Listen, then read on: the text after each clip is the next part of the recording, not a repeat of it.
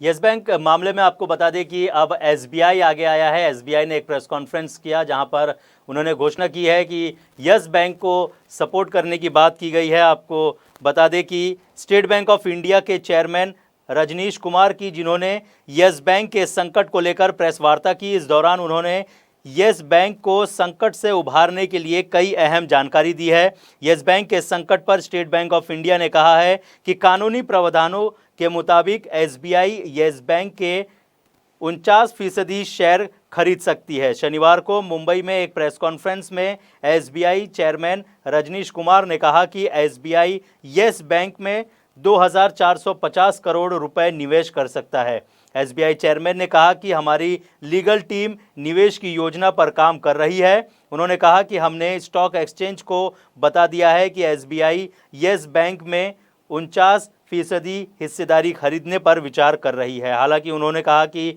इस निवेश पर अंतिम फैसला एसबीआई का बोर्ड का करना है।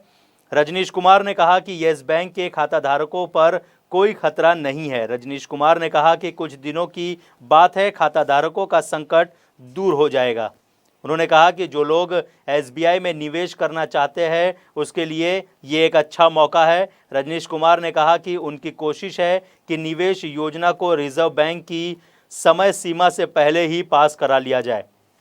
रजनीश कुमार ने एसबीआई की निवेश योजना को विस्तार से बताते हुए कहा कि निवेश प्लान पर विचार करने के बाद हम 9 मार्च को फिर से रिजर्व बैंक के पास जाएंगे। उन्होंने कहा कि एसबीआई ने बॉम्बे स्टॉक एक्सचेंज को बता दिया है कि एसबीआई बोर्ड ने यस बैंक में निवेश को सैद्धांतिक मंजूरी दे दी है। उन्होंने कहा है कि 26% शेयर में 3 साल का लॉक इन है, यानी कि एक बार खरीदने के बाद 3 साल तक के लिए इन शेयरों को नहीं बेचा जा सकेगा। उन्होंने कहा कि अगर एसबीआई अकेले निवेश करती है तो 2450 करोड़ रुपए निवेश किया जा सकेगा। एसबीआई ने कहा कि निजी निवेश यस बैंक में निवेश करने की योजना बना रहे हैं। इसमें कुछ अच्छे नियम भी है।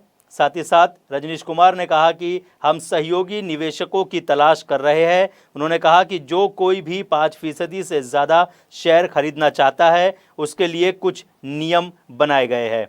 उन्होंने कहा कि हमारी निवेश टीम पूरे जो चीज़ें चल रही है उस पर विचार कर रही है। रजनीश कुमार ने एसबीआई के मूल निवेशकों का भी भरोसा बढ़ाया है। उन्होंने कहा है कि इस निवेश की वजह से एसबीआई के निवेशकों को चिंता करने की ज़रूरत नहीं है।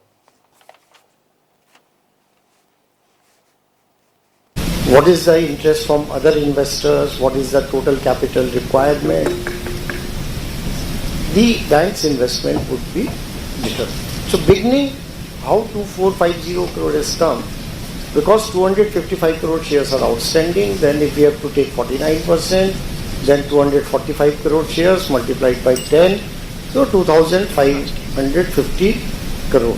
That is how the figure has come. So to that extent, this figure is correct, that if today, if SBI goes solo and picks up 49% stake, then immediate investment requirement is 2,400.